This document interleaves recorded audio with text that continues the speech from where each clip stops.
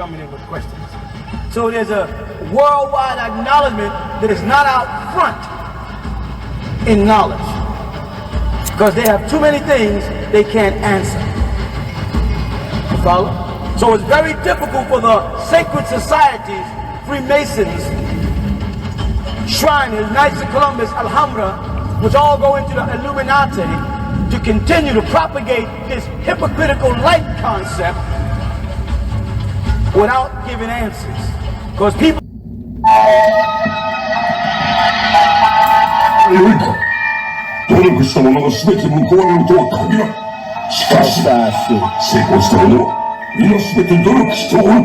yo, I speak like the Nagamaki.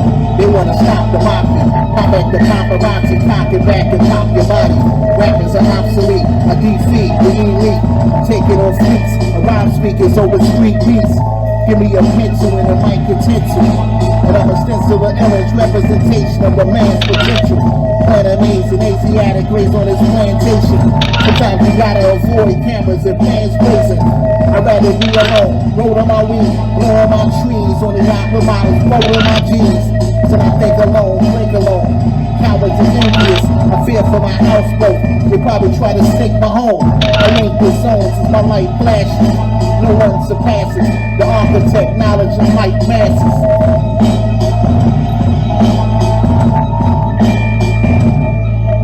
I speak like the Nagamaki. They wanna stop the mafia. Pop it the paparazzi, cock it back and pop your body.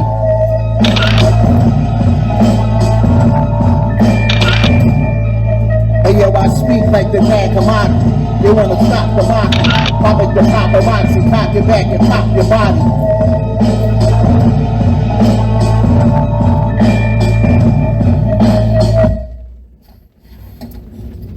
Now, if you doubted me when I made the bold claim that Freemasonry was a hidden hand that shaped what we call hip-hop nowadays, then you're in for a big surprise in this dive into the hip-hop archives.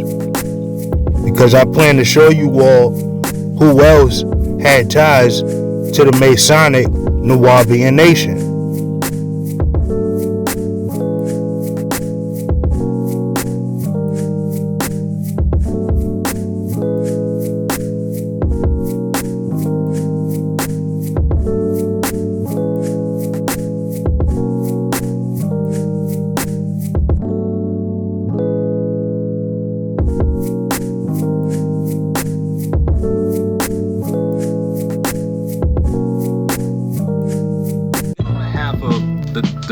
The children or the people that had to testify or that testified to testify based on what that he did do something to them. For me, it felt like it was something that I had to do, because one, like I told you, both of my sisters went through the same thing I went through, and both of my older sisters. Do you mind sharing? I don't know. No, sharing what? Okay, well, both of my sisters by Malachi York, by Pops, Garber, you know, Esau, Imam Esau, whatever, you know, and they were at ages. At what ages? I mean, you know, if you want to get the accurate number, you can ask them around what age. You know, I mean, 13, 14, 7, 8. You know, and I will only speak for myself as far as the things that I've been through, of course. And as far as if, you know, and I don't want to get graphic. One, you know, okay, I'm a dude. I'm not going to be walking around saying that this and that happened. As a man, you don't want to be going around saying that.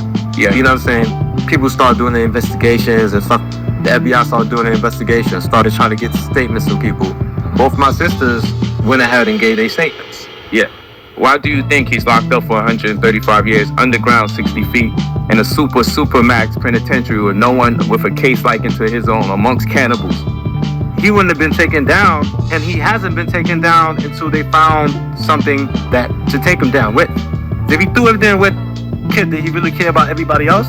This is what I have to live with. I have to live with how do I come across the people that's in the knowledge and even vibe with them and talk to them on a regular level, and people looking at me one way. Nah, that's all good. You can always come to a class of ours. That's cool, but you know what I'm saying? But see, the thing is that don't make you a bad person. At the end of the day, it doesn't matter. Like I told you, if we say he's innocent when he's still locked up in prison, y'all word accounted for everything.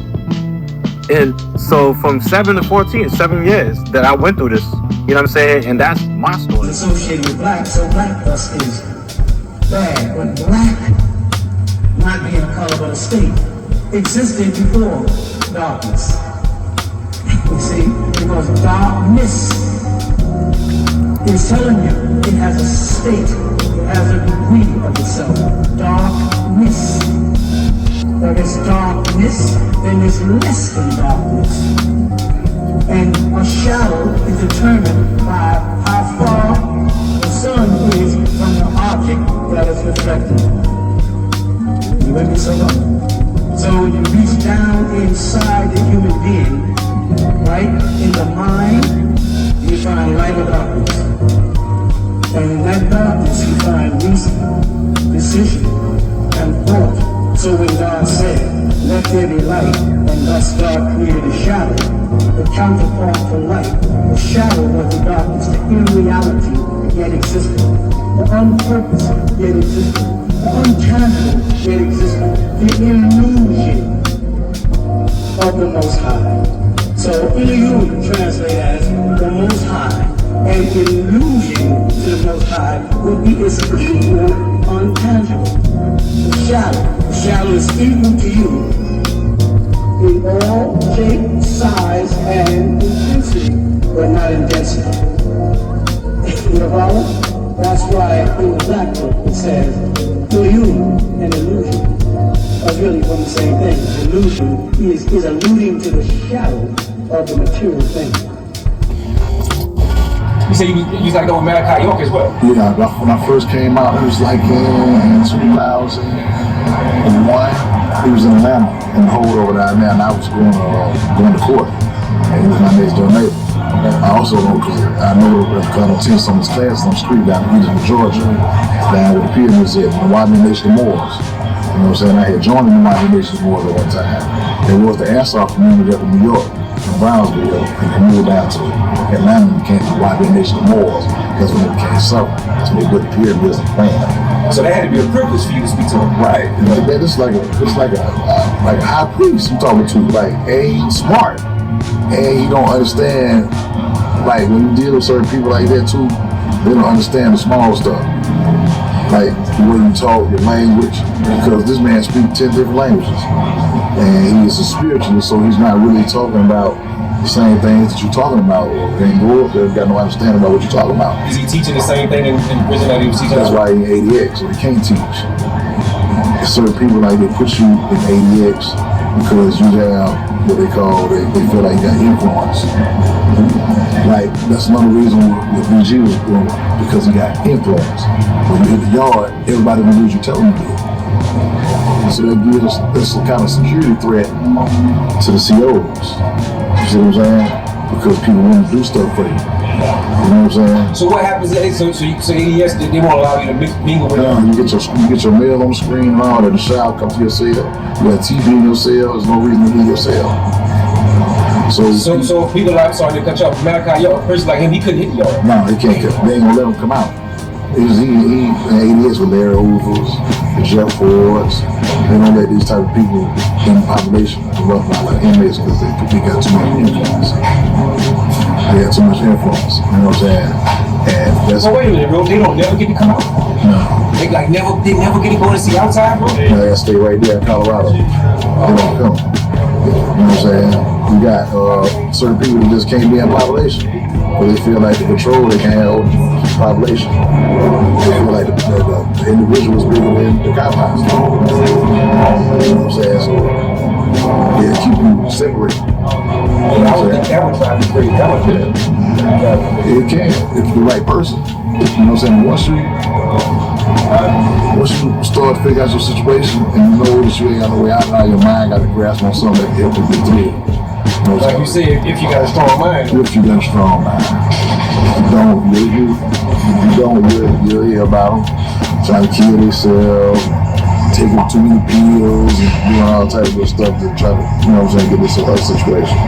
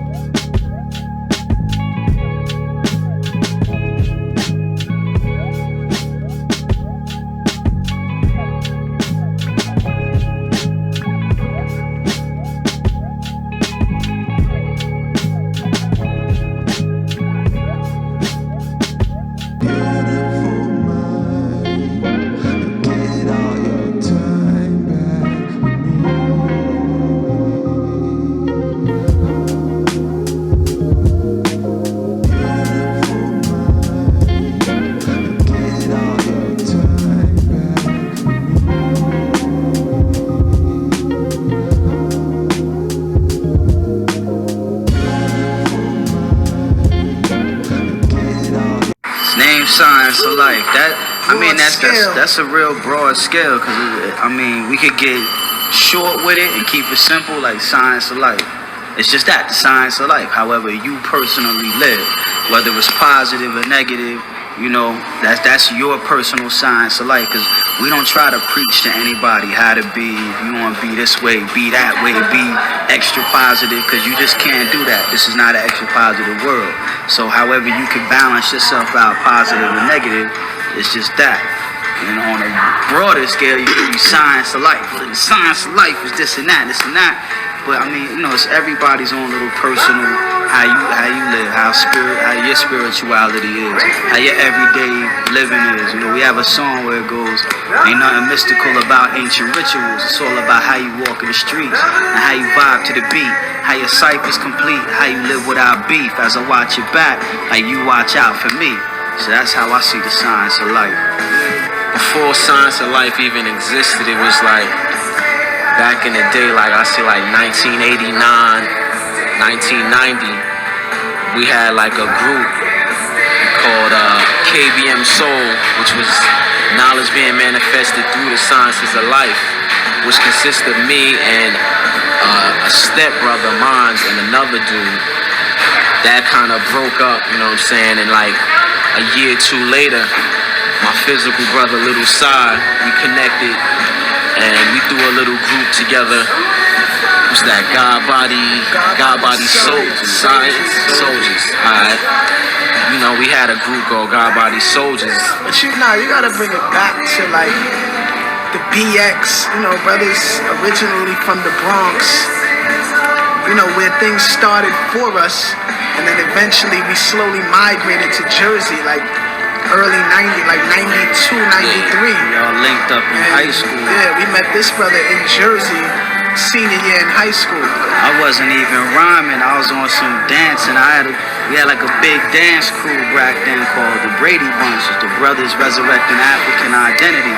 So it was around that whole like Native Tongues era, little PRT, Jungle Brothers, Tribe Called Quest. I was on the dance tip. I wasn't even rhyming like that. When we all linked up in high school, they had their group, God Body Soldiers, and we did a joint together. And it was like, word, it kind of sound real fresh. So we was like, all right, boom, we all deal, with the same science or whatever. Let's link up. We linked up, took it from there, ran with it.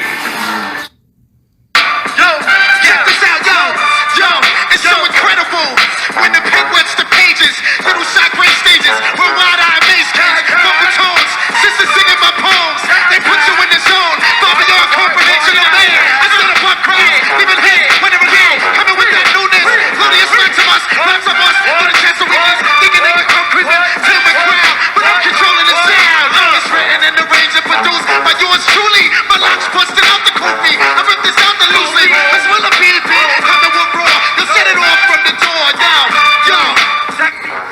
A lot of times I like to make positive music, just like real positive, groovy music that make you feel good. That's what I really aim towards, because a lot of the crowd that we direct is on some conscious music, and it's like I could bring it raw all the time, but why bring it raw all the time when I'm trying to reach kids, adults, my peers? So I'm trying to reach everybody, and I know my mother don't want to hear no rowdy, rough stuff all the time. So I cater to like grandparents too. My grandparents is a big fan of my music also. So my beats basically are just like steps growing up, listening to stuff, listening to just like stuff now, listening to cats that's horrible, giving me confidence. It's a lot of people out there that just don't got it. I don't know, I'm not acting like I'm the illest cat, but I've been doing this for like a very short amount of time, and it seems pretty easy to really like freak a ill track. You know what I'm saying? As long as you got soul and rhythm, it's just basically counting the bars, making sure everything is on time, and you got ill drum sounds.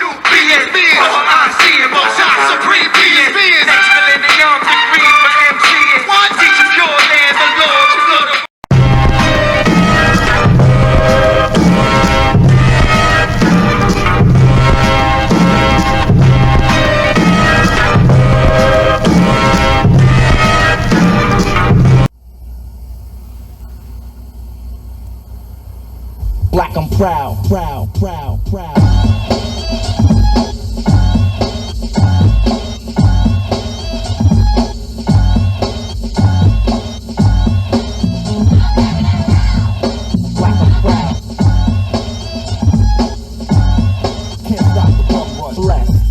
Talented format. I'm kicking the earth like a doormat. The more I grow, the more I understand. And I don't really care about a grafted man, cause he wants to mold me, shape and carve me. But I use my mind like Marcus Garvey. Dr. King was a man with a new faith.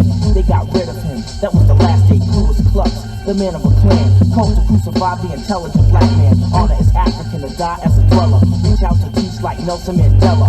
Power for all my people, the rebels back and the brothers are equal. So let's unite so we can all resist him. Black, the shade of the solar system. Freedom of speech, I scream it loud. Proud to be black, cause black.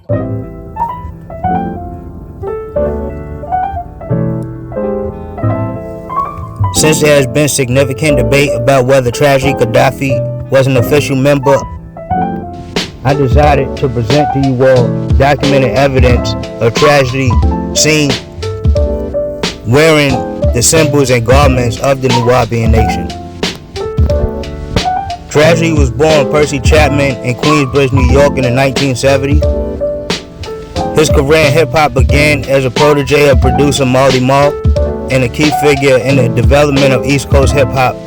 While Intelligent Hoodlum's lyrics often reference black consciousness, Islamic themes, and revolutionary politics, similar to some of the surface-level themes in Nwabian ideology, his work was more aligned with the 5% Nation and Nation of Islam traditions, which were far more mainstream in hip-hop during the late 80s and early 90s.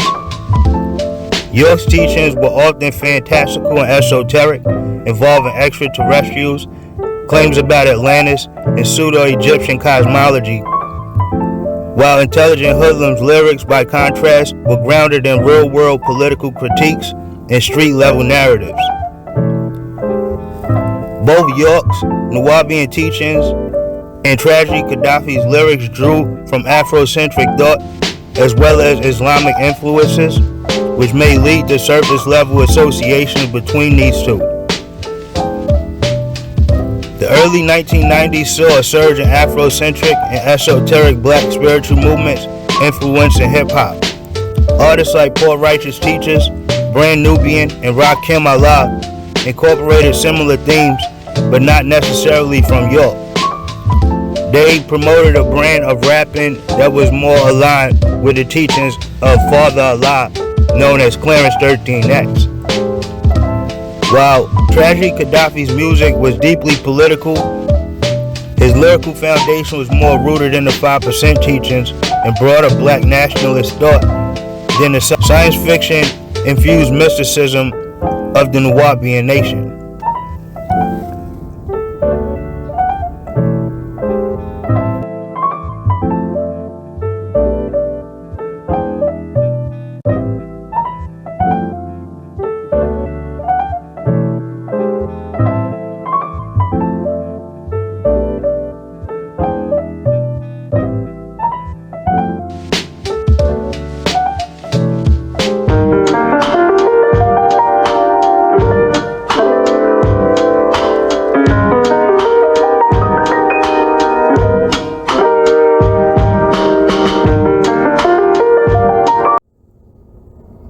Shampoo here is 5.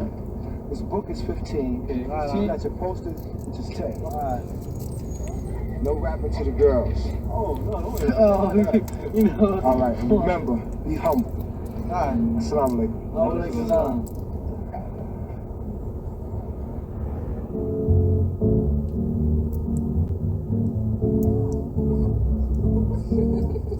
Nice and smooth in there, man. West smooth. I know this is smooth. He was smooth. Yes, it's so. Have a deal. The girls, they love me. They love me. I just know it. You're popular kid. He's just dabbing on the show. Yeah, hello, though. He might keep the girls jiggling, you know. I'm the man. Matter of fact, see, they not at me, well, anyway. All the hairs of my chinny chin chin. Got so many plus plenty. String by string, I think I count like 20. If you loan me an ear, I'm returning with interest. If not, I'll simply twist your wrist. So listen up closely. With thoughts to recruit me. Cause I hope to grow cost like 10 cents per groupie. Now only if I had 2 G's per strand. Ask my anchor banker, he understands I used to wrap my hand around a cold gold can. Someone once said help is wealth, so check this out. I got some perfect checkup, except for a Hitler, but with no stick up. How can I keep the Goya nectars on my shelf? Oh boy, how I search for an employer, but before the yellow Huckleberry Finn was in Tom Sawyer. Now use your imagination, just a smidgen. If I was a bird, I'd be a pigeon. Sick of wonder crumbs and pizza crust. When every fella can eat fresh fish or live fat like a pelican. Then again, that's only if you're capable for freckles or blue eyes.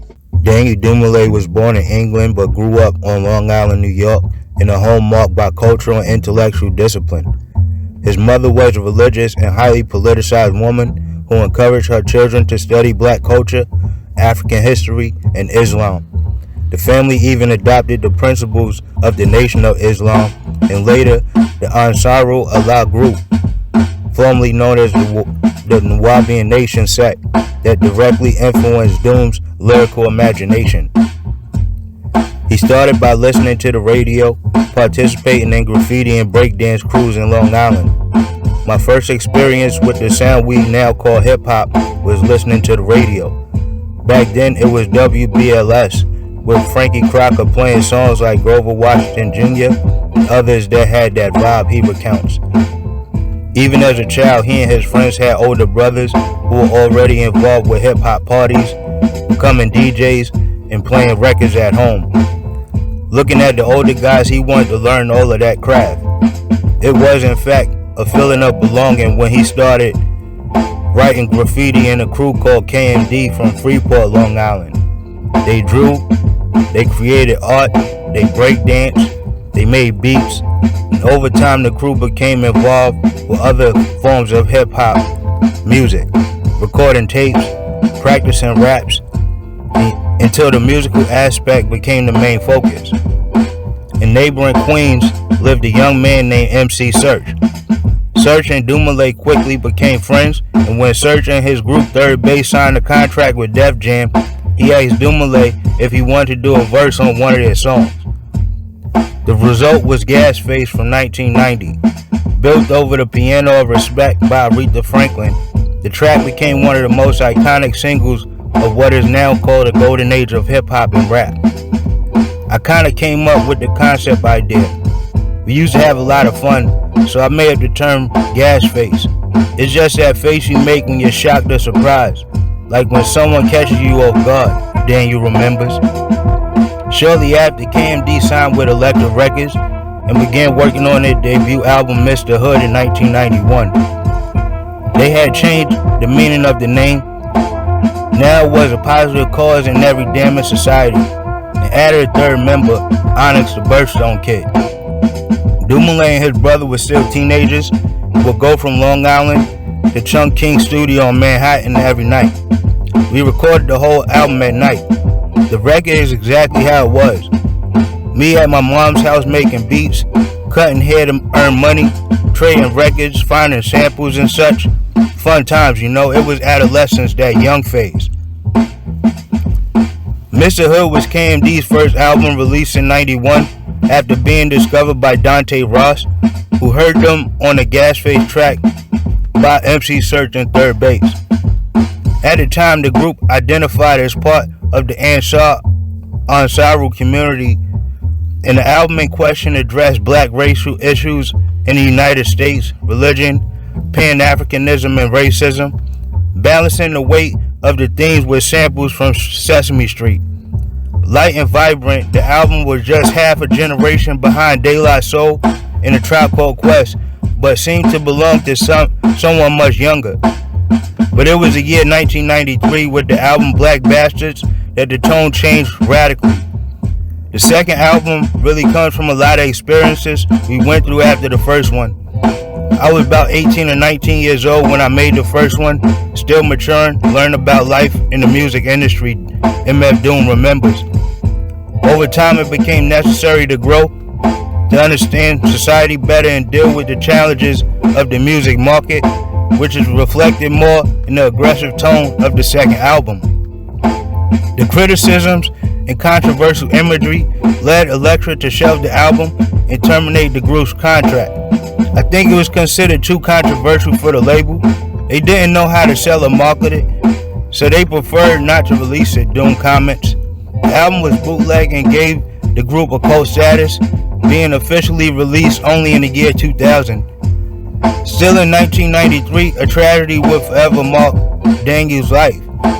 His brother Sub Rock was fatally struck by a vehicle while trying to cross the Long Island Expressway, and this was the end of the group KMD as we know it.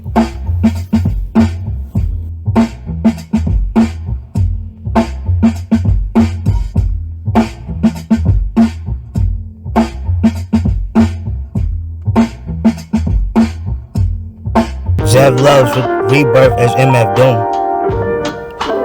Doom recounts in an interview with Red Bull Music Academy from 2015 that his resurgence as MF Doom was planned since his time in the group KMD.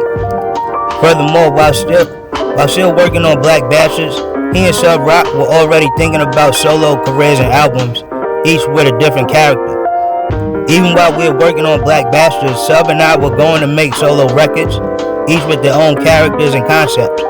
I was going to do Doom from that time, and he was going to release his too. But after Sub Rock KMD, Doom continued developing the MF Doom character in the music until Bobbito heard the material and decided to release it. Bobbito Garcia was a close friend of Doom, who worked at Def Jam at the time and was starting his own label, Fondulum Records. He realized that Doom was making music, heard some of the pieces, and invited him to release some sounds. That reignited everything, he states. In '97, Fondulum released Doom's first single, Dead Bent. They sold 1,000 copies in a month, and he was impressed seeing that it could work. Operation Doomsday, when it was released in 1999.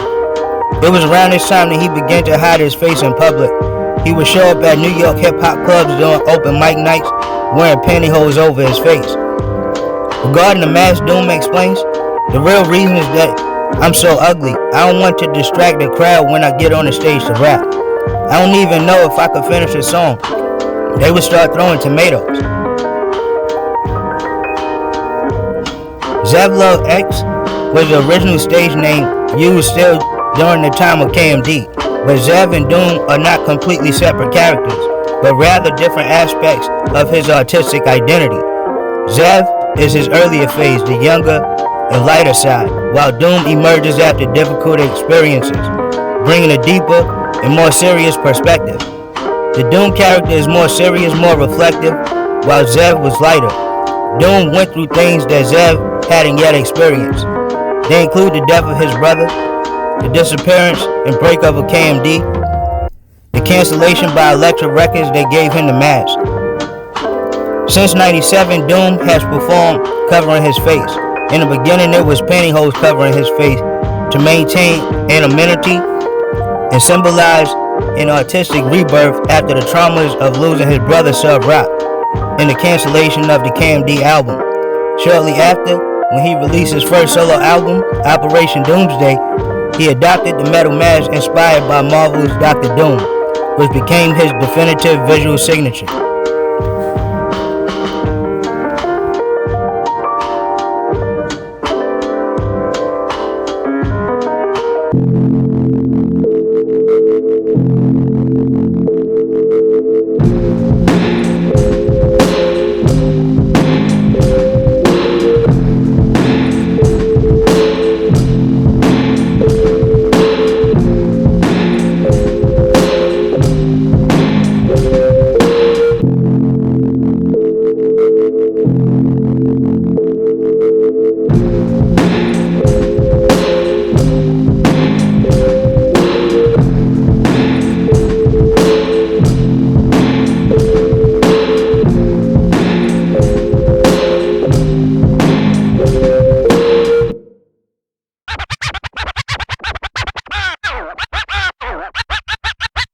What goes with that? Thou saying.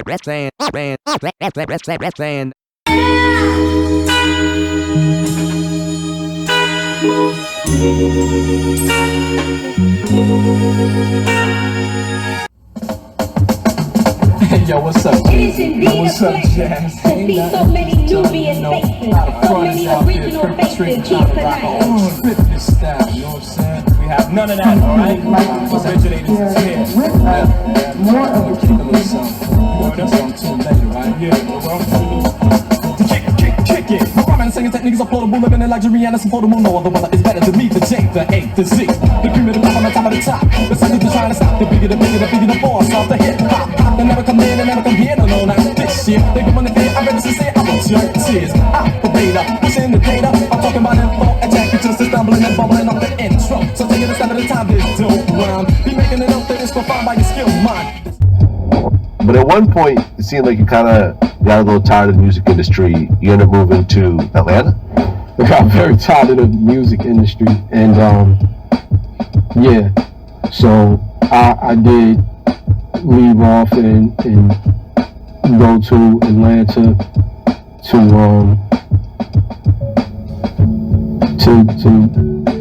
I guess address the spiritual aspect of me.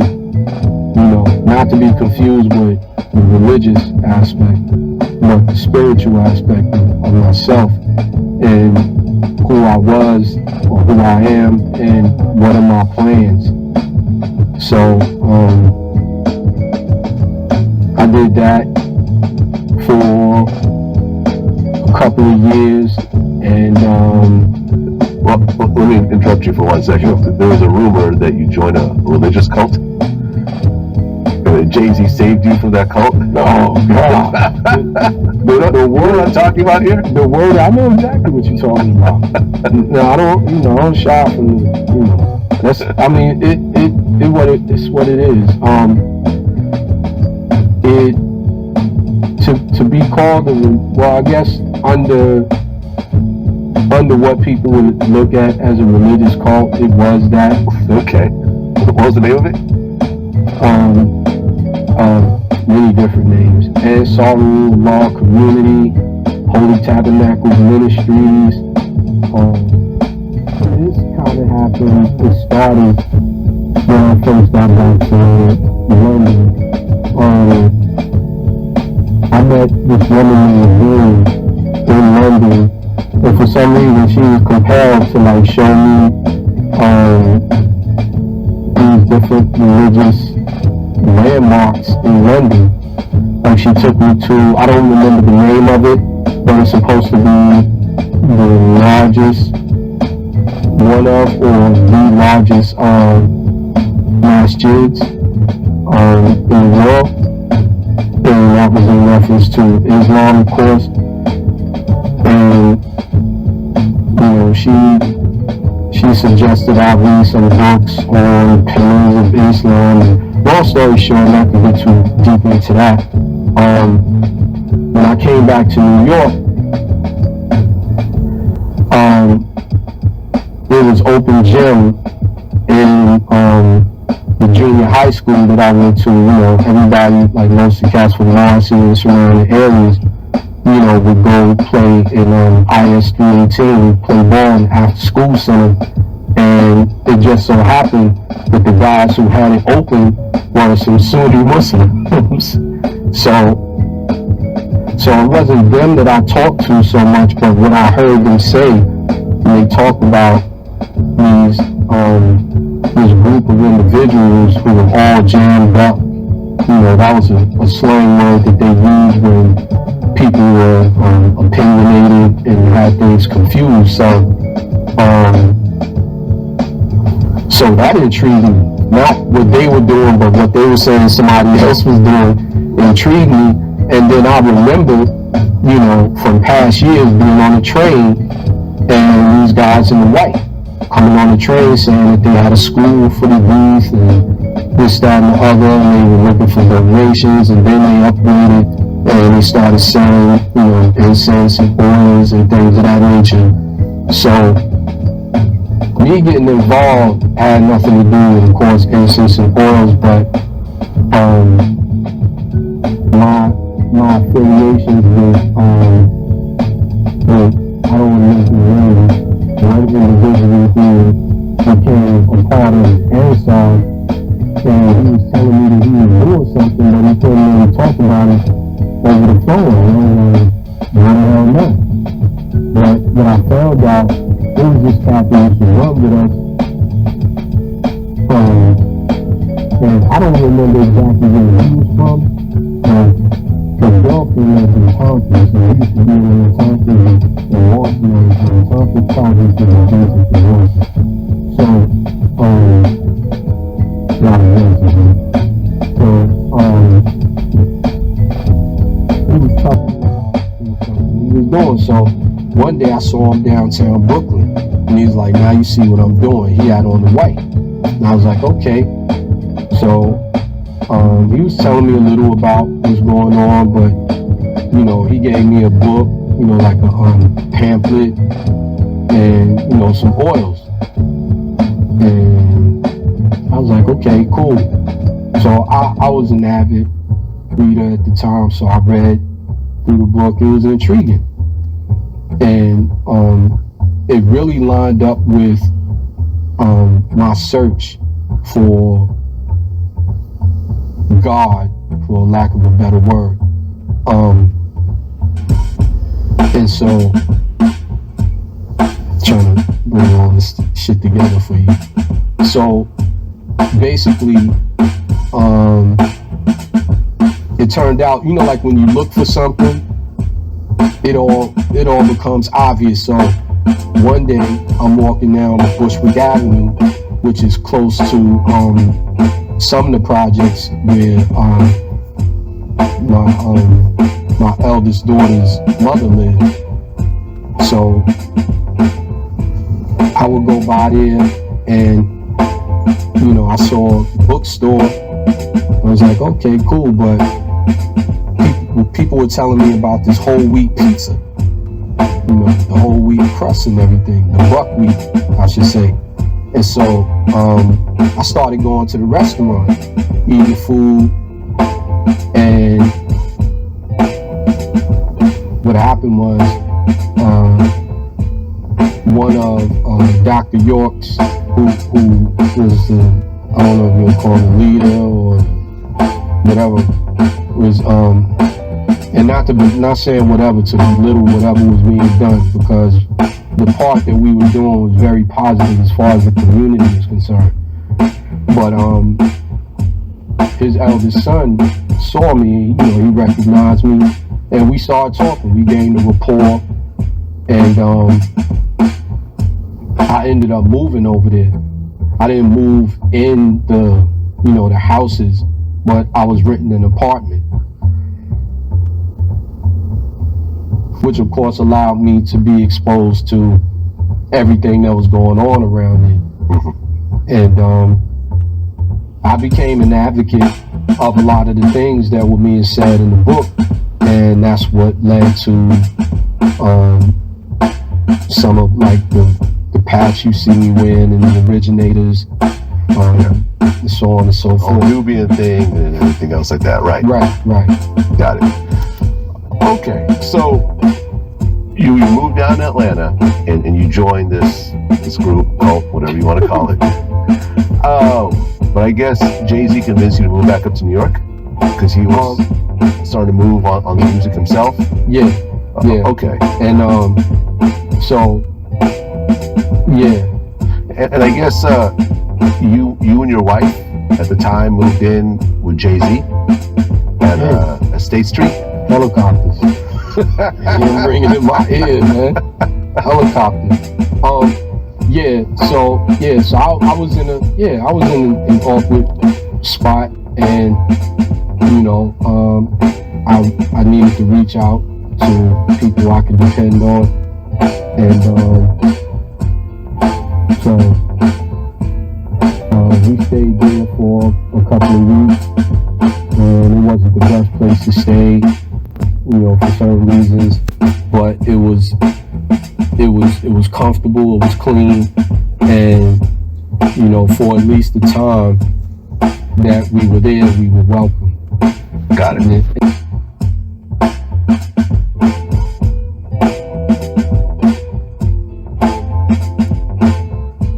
Now you notice the brother Jazzo was reluctant to even admit that he had involvement with Dr. York's Nawaubian Nation.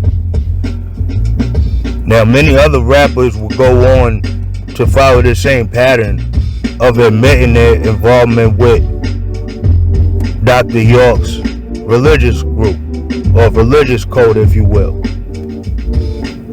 And this is where young Jay-Z comes into the picture, because not only did he fail to speak about his involvement with Nawabians in the form of Jazzo, but Jay-Z would go on to get accused of all types of PDF file activities, just like a few other Nawabians, including the leader of Nawabians, Dr. York. Now, Jay-Z never kept his affiliation with the Lima or the 5% Nation hidden from the masses, but when it comes to his connections to the Nwabians, he tended to shy away from admitting as much. And in a minute, we'll go through a list of other rappers who failed to admit their involvement with the Nawaubian Nation.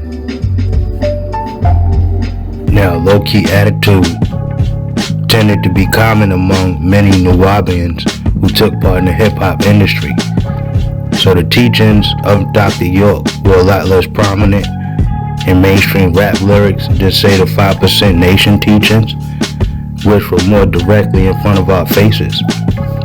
Plug 1/3 of De La Soul, has been down with the Nwabians for years, but his rhymes lend De La Soul fans any clue that he had any real ties to the organization. He kept the low-key profile that I mentioned. Even Prodigy and Mobb Deep, among the most respected of rhyme spitters, he admitted in an interview that he adopted a strict vegan diet based on advice he got directly from Dr. York's teachings, which he recommended to the people who was listening. So in a sense, he was suggesting that they check out Dr. York's philosophy. Then there's the Lost Children of Babylon. Together, they made a whole album based on Nwabian cosmology, with quotes from the Matrix, rhymes about ancient Egypt, outer space, and chromosome, all laid over futuristic science fiction beats that seem transplanted from other worlds. It's really much more than a musical creation. It represents the whole Nwabian cosmology. You Can Dance to Our Music, says Rasul Allah, member of Lost Children of Babylon. He explains that the group's aim is strictly to stimulate certain latent forces inside your chromosomes. On a song, Swords of Malachi, Rasul lets loose. When my tongue swings in the form of double-edged swords, it brings forth some wobble, which is right knowledge, wisdom, and understanding. Some other Nwabian artists that had more commercial success in the 90s include the Bush Babies and the reggae group Born Americans. Other musical performers said the Nwabians, or people that have studied Nwabu at one point, included Erykah Badu as well as Andre of Outkast, who in turn introduced his partner in rhyme Big Boy and Kojo of Goody Mob to Dr. York's teachers. It has been rumored that Common, even Nas, and Left Out Lopez, India Ari, and Music Soul Child all had some type of affiliation with the Nawaubian Nation. Music in particular spent his early adolescent years at the Putnam County area Tamaray headquarters and can't even be seen pictured with Dr. York all over the internet.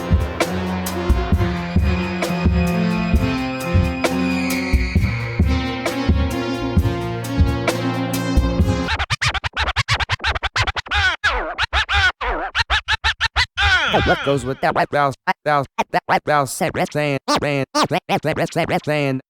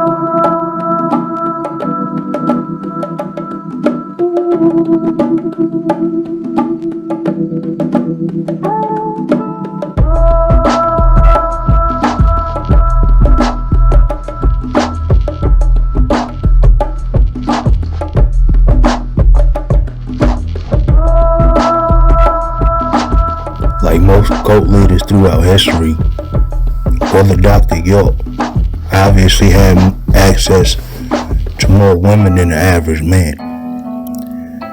Now this brings up an interesting thing about nationalist movements and cults throughout history. And that is the fact that none of them ever had a shortage of women followers. No matter how twisted or sick or even evil the beliefs of said cult or nationalist movement, the amount of women who subscribe to the beliefs tend to be very high. And this is just what we see as we look at the history of nationalist movements, religious cults.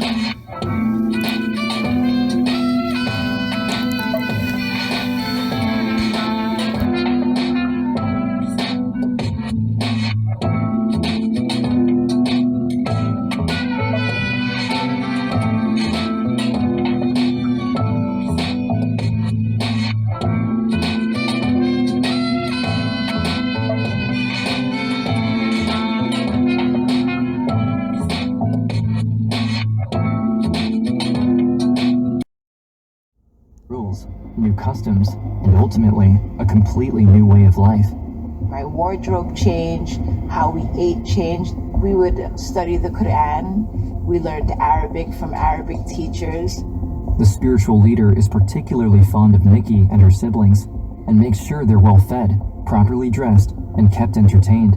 He pays them close attention, greeting them warmly, checking in on their well-being, and ensuring they're included in community activities. For Nikki, the attention feels comforting, special. In a way, she's found a new father figure to look up to, someone both protective and powerful. A little after I joined the community, my mom became one of his wives. That meant I was one of his children, and I looked up to him. That's my dad. Dr. Malachi Dwight York is the center of the Nawaubian Nation. He is revered as their leader and their savior. He is the provider of safety and hope. By this point, there's over 1,000 members, and their community center in Bushwick is becoming increasingly crowded. It comes to a point where it's clear to York that they've outgrown the city streets, and a new chapter needs to begin. A physical state with our own passports and our own tax system. I'm talking about our own nation, where no one tells us what to do but us. Dwight York decides to build a new home for his congregation, and it will be over 900 miles away from New York, in the rural farmlands of Putnam County, Georgia. We're driving cross country. You see the rural areas that we weren't accustomed to seeing. We pulled onto the property and it was just open land. It was amazing. The property was out in Putnam County in a very rural area. little over 400 acres. Isolation was very much a factor. They were coming to Georgia. They were going to form their own nation, not subject to the laws of the United States.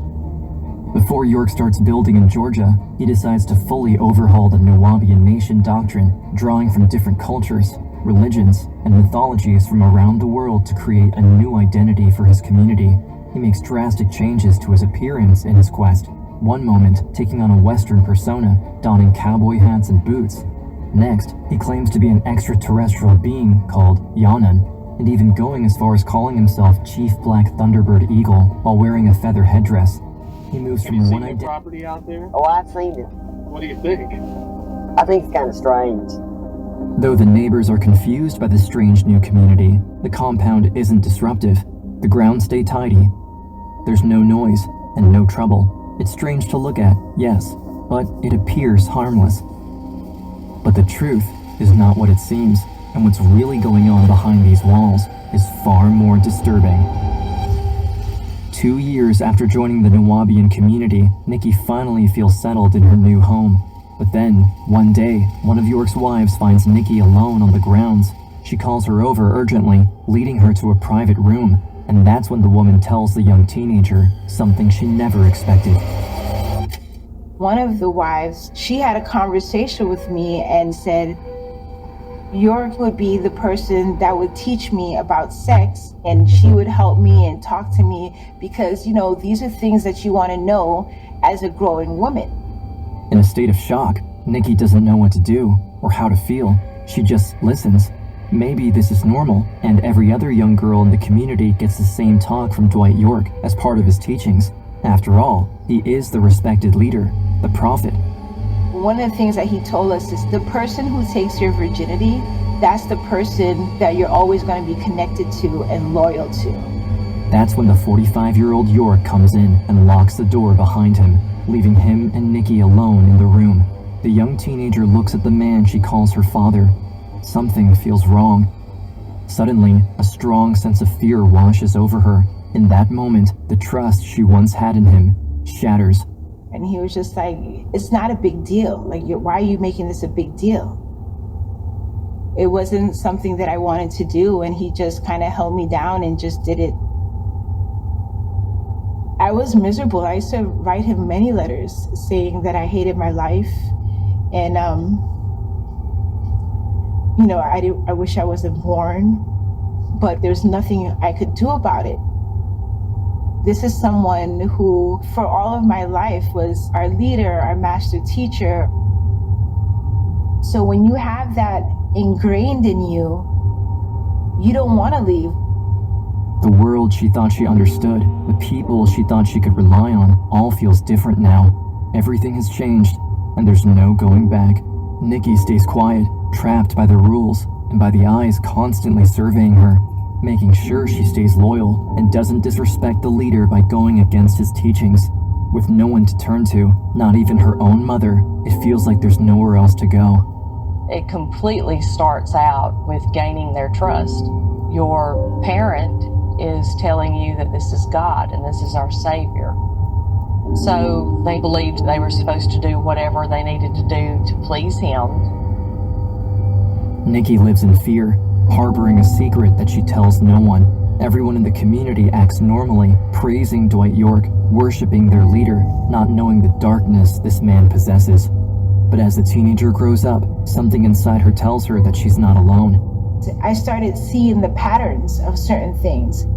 It started to remind me of how miserable I was when things started happening to me.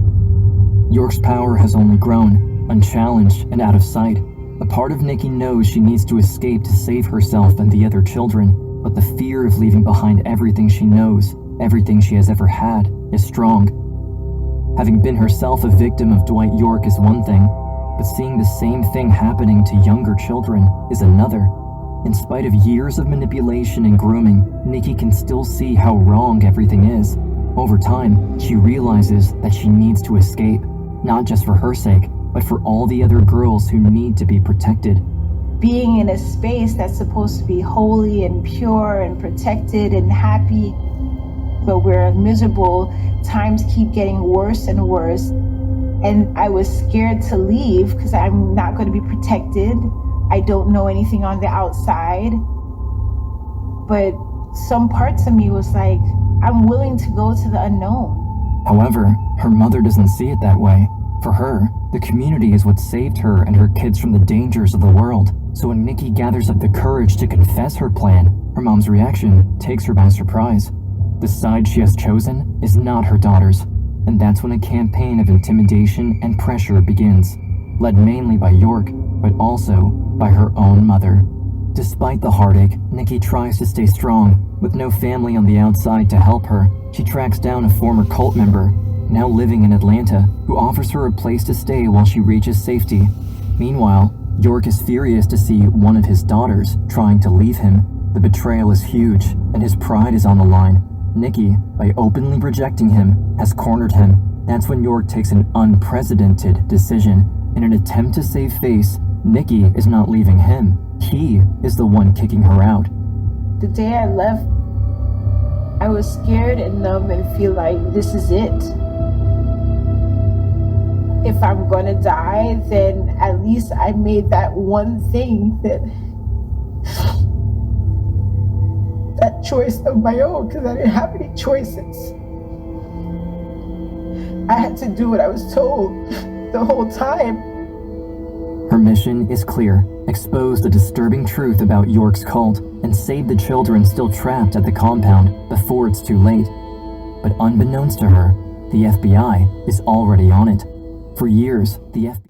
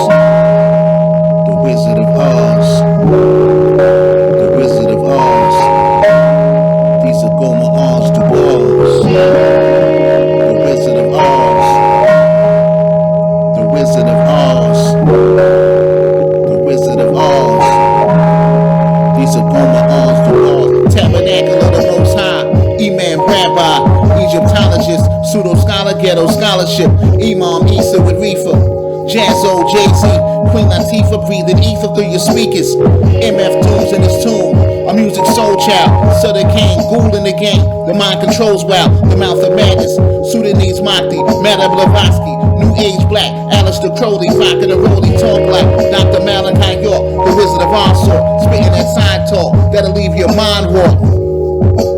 The Wizard of Oz. The Wizard of Oz. The Wizard of Oz. These are Goma Oz to bars. The Wizard of Oz. The Wizard of Oz. The Wizard of Oz. God, these Goma Oz to walk. Tabernacle of the Most High. Imam Rabbi. Egyptologist. Pseudo scholar. Ghetto scholarship. Imam Isa with Reefer. Jazzo, Jay-Z. Queen Latifah breathing ether through your speakers. MF Doom's in his tomb, a music soul child. Sutter Kane, Ghoul in the game. The mind controls rap, the mouth of madness. Sudanese Mahdi, Madame Blavatsky, New Age Black, Alistair Crowley, rockin' a rolly talk like Dr. Malachi York, the Wizard of Oz, spitting that side talk that'll leave your mind raw. The Wizard of Oz. The Wizard of Oz.